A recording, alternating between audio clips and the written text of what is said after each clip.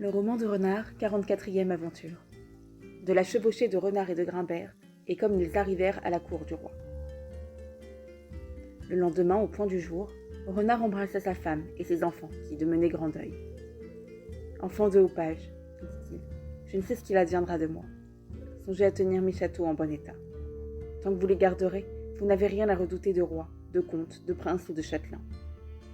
Ils resteront 6 mois devant les barbacanes, sans être plus avancés que le premier jour. Vous avez des provisions pour plusieurs années. Je vous recommande à Dieu, et priez-le de me laisser revenir bientôt. » Et quand ils furent dehors, il fit encore l'oraison suivante. « Beau sire Dieu, je mets sous ta garde mon savoir et mon esprit. Fais que je les ai bien présents quand je serai devant nobles, quand ils engraineront à clameur contre moi. Fais que je le confonde, soit en niant, soit en plaidant, soit en combattant.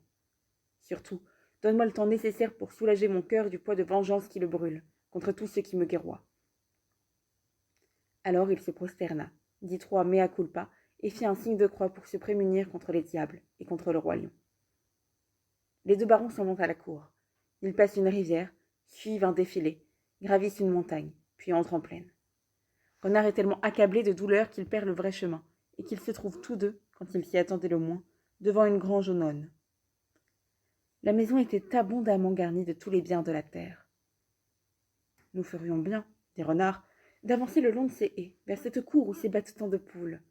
Là doit être le chemin que nous avons perdu. »« Renard, fit Grimbert, Dieu sait pourquoi vous parlez ainsi.